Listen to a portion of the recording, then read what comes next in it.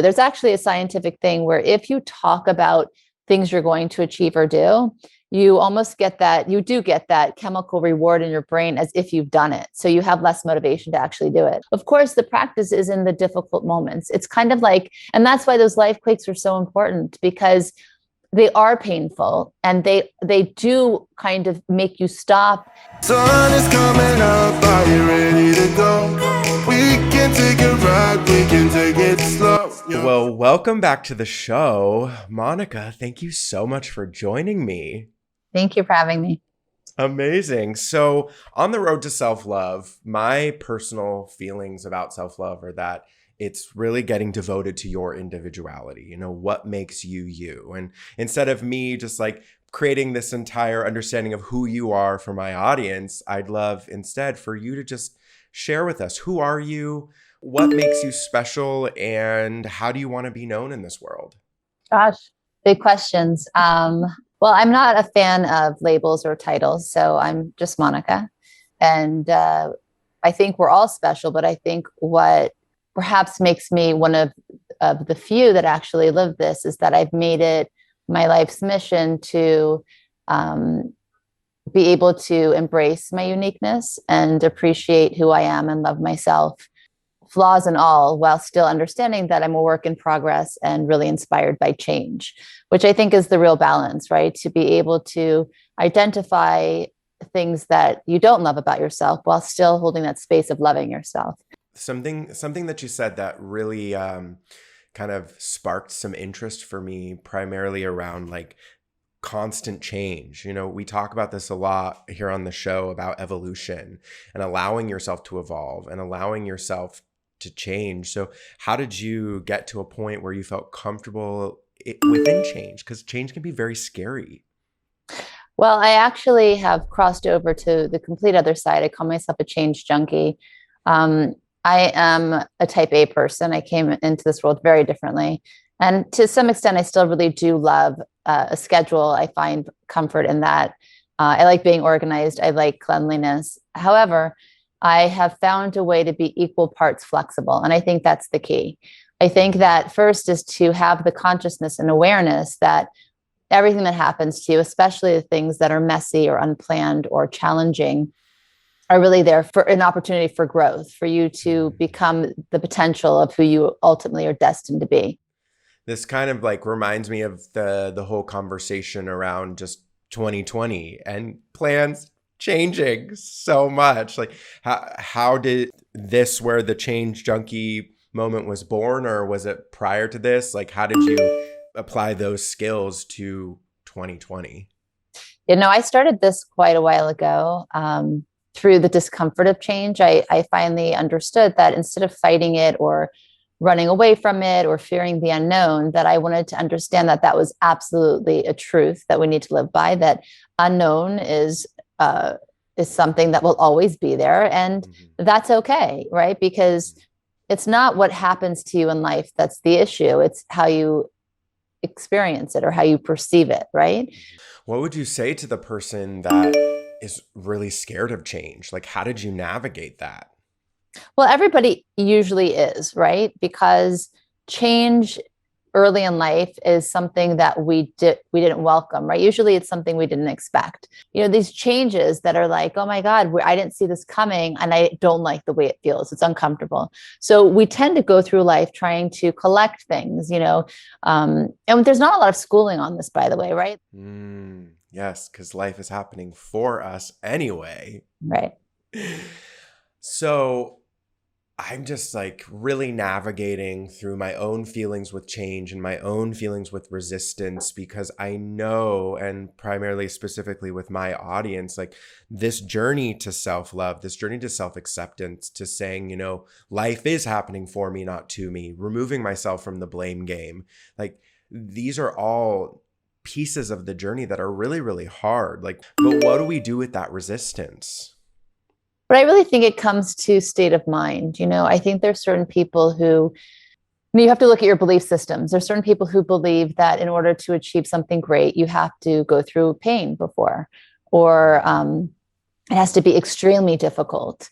There's other people who think that they're helpless in life or that they need to suffer, right? There are certain belief systems. Based on your belief systems are how you're going to navigate through life. If you believe in suffering, then when a challenge comes your way that's difficult, you're not going to see it as an opportunity. You're going to see it as a punishment. So, like, how did your life drastically change? Because it sounds like from where you were to where you are now, like having this credo has really empowered you to really expand and create the life that you've always wanted to live. Like, how did that come about? Well, it's interesting. It's kind of like when things arise now that it's like, "Ugh, I just really wanted it to go my way. Like, I really didn't want to have to change my schedule. Of course, we're humans, right? So it's that simple when you actually practice it. Of course, the practice is in the difficult moments. It's kind of like, and that's why those life quakes are so important in your tracks and say, okay, what's happening here? And then in that moment, you have a really important choice to make.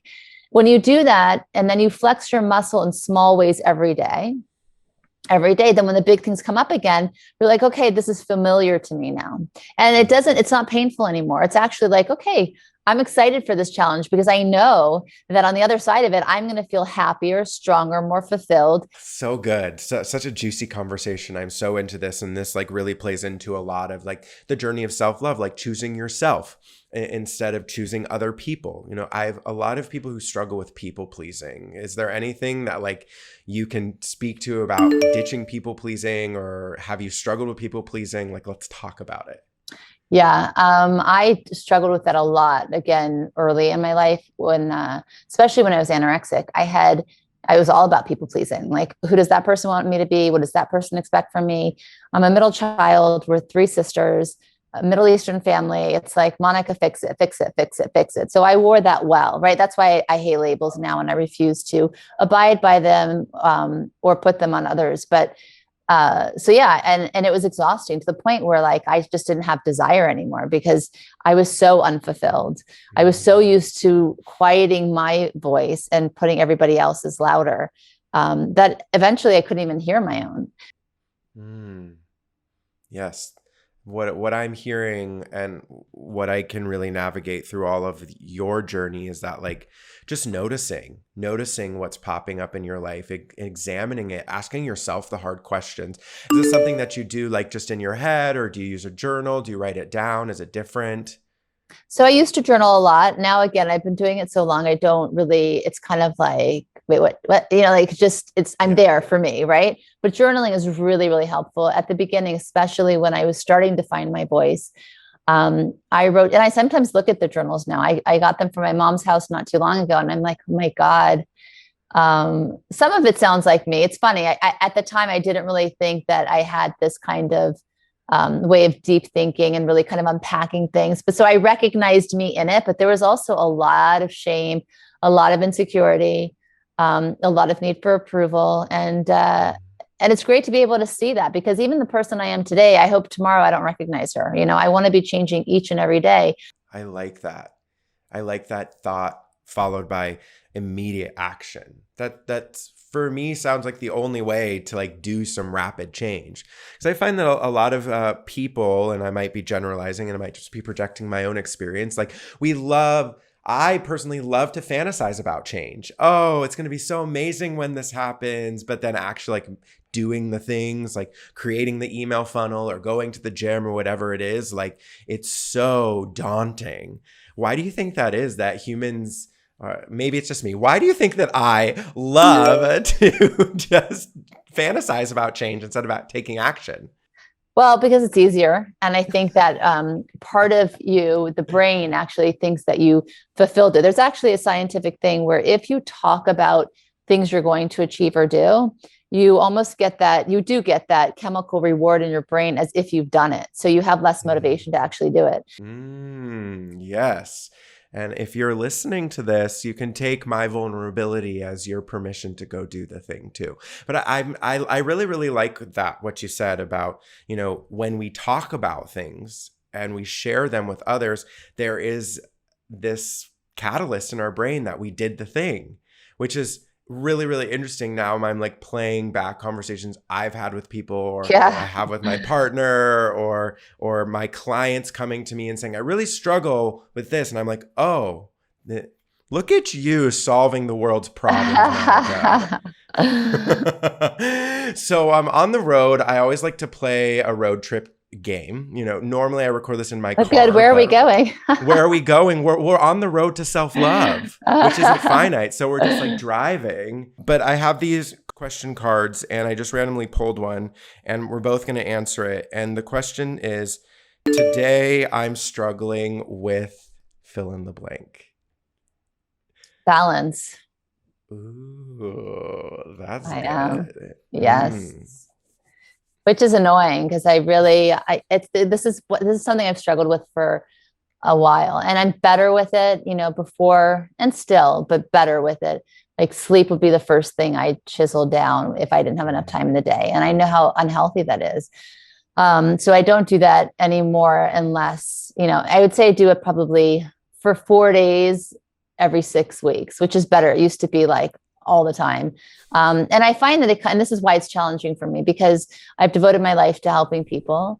And so when somebody comes to me with a struggle, right? And please, you just have 5 minutes, but then you get a bunch of people, right, in that week. I just can't bring myself to say no. And I think I've taken on so many more responsibilities this year. My mother-in-law passed and my father just passed a month ago. And I've taken on some of my mother-in-law's responsibilities. My husband and I work together. Just a lot of added things. And I haven't really let go of a lot of things.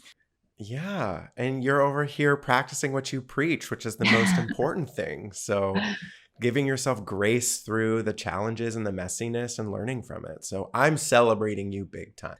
And what about you? How are you going to answer that question? Today I'm struggling with just my body, and I'm on this, like, I just got a diagnosis for like a chronic skin disease and just like having to live my life with this. It's not like finite, like I eventually will heal from it, but like there's been a lot of adjusting, a lot of slowing down, a lot of, I can do a podcast interview and a call and the rest of the day I get to relax. A lot of releasing has been so hard for me because I'm hustle, go, go, go. I've got big dreams. I'm on the mission too to change the world just like you. And I can't do that if I'm like sleeping all day. Oh my goodness. This is like the conversation that everyone needs in their life. And I'm really, really grateful for you sharing that. It's what, if people are really vibing with what you're saying, like where would you say the first step to connect with you, learn more from you and all that jazz would be? Well, you can follow me on Instagram and Facebook, Monica Berg 74. I have 2 books out. One is called Fear is Not an Option, and the other is called Rethink Love. You can find them on Amazon. My husband and I have a podcast called Spiritually Hungry, and my blog is rethinklife.today.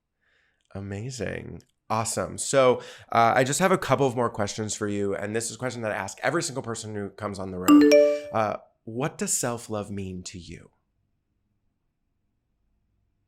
Kindness. I think that if you're kind to yourself, then even when you're disappointed with yourself or not feeling great about a choice or whatever it is, if kindness is first, then you'll be able to give yourself the feedback you need with love, right?